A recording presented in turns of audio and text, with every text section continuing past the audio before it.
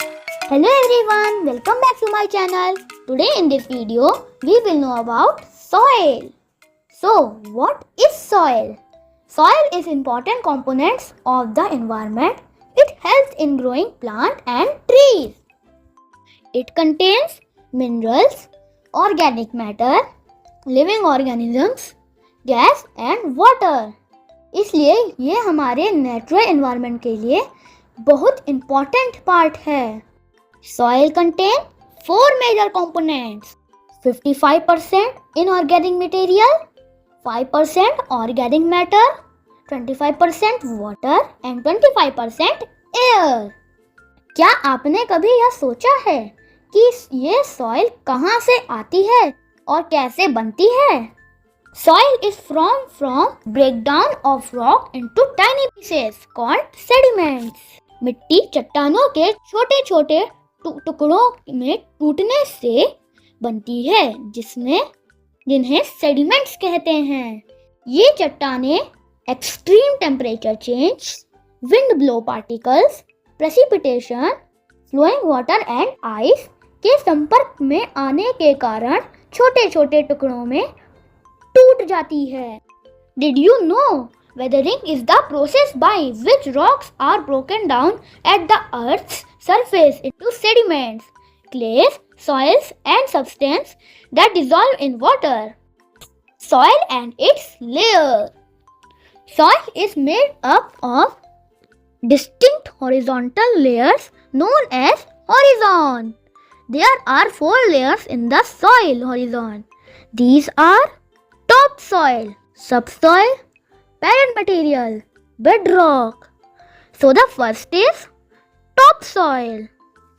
इस लेयर में decompose material और ऑर्गेनिक मैटर बहुत ज़्यादा मात्रा में होता है, इसलिए इसको ह्यूमस लेयर भी कहा जाता है.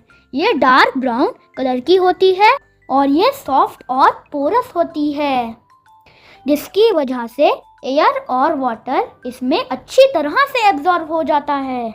ये लेयर स्मॉल लिविंग ऑर्गेनिजम्स का भी घर है, such as earthworm, bacteria and fungi. Next is subsoil. ये लेयर लाइट ब्राउन कलर की होती है और इसमें ह्यूमस कम मात्रा में होता है, लेकिन इसमें मिनरल्स बहुत ज़्यादा होते हैं, इसलिए ये लेयर टॉप सॉइल के कंपैरिजन में थोड़ी हार्ड होती है और कॉम्पैक्ट होती है. Next is parent material. इस लेयर को पेरेंट मटेरियल इसलिए कहा जाता है क्योंकि इससे ऊपर वाली जो लेयर होती है यानी कि सबसॉइल, वो पेरेंट मटेरियल से ही बनती है. ये लेयर मोस्टली लार्ज रॉक्स से बनी होती है. Next is bedrock.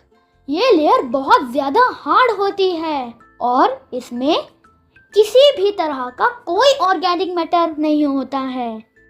ये स्टोन और रॉक्स की बनी होती है. It is known as parent rock.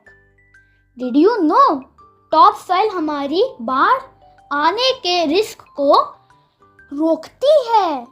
ये soil up to 9200 tons water store कर सकती है. There are 3 types of soil. First is sandy soil, second is silt soil and third is clay soil. So the first is sandy soil. ये soil rock particles और hard material से बनी होती है. ये ज़्यादा पानी को रोक नहीं सकती और इससे पानी इजीली से बह जाता है. ये आमतौर पर कोस्टल एरिया में पाई जाती है. नेक्स्ट इज स्टिल्ट सॉइल. यह मिट्टी हल्की होती है और मॉइस्चर को इजीली एब्जॉर्ब कर सकती है. इसके पार्टिकल बहुत छोटे छोटे होते हैं और इन्हें आसानी से दबाया जा सकता है. ये आमतौर पर हमारे घर के आसपास होती है. Next is clay soil. ये सभी मिट्टियों के कणों में सबसे महीन होती है. यह पानी को रोक सकती है. यह ज़्यादातर मिट्टी के बर्तन बनाने में इस्तेमाल की जाती है। Uses of soil. Soil has vital nutrients for plant. मिट्टी में पौधों के लिए महत्वपूर्ण पोषक तत्व होते हैं। Soil is directly used to make building materials such as cement and bricks. मिट्टी का उपयोग सीधे तौर पर निर्माण सामग्री जैसे सीमेंट और ब्रिक बनाने के लिए इस्तेमाल की जाती है। Clay soil is used in making ceramics and pottery. चिकनी मिट्टी का उपयोग चीनी मिट्टी या मिट्टी के बर्तन बनाने में किया जाता है। Soil is the major reservoir of microorganisms that produce antibiotics. मिट्टी एंटीबायोटिक्स उत्पन्न करने वाले माइक्रो ऑर्गेनिज्म का प्रमुख भंडार है। ये मैटर मैंने ओसवाल बुक्स से प्रिपेयर किया है। ये बहुत अच्छी बुक है, इससे मुझे बहुत नॉलेज मिली है। अगर आपको ये मैटर बहुत अच्छा लगता है तो आप भी ओसवाल की बुक को परचेज कर सकते हैं। इसका लिंक मैंने डिस्क्रिप्शन बॉक्स में डाल रखा है। Thank you for watching my video. Bye bye.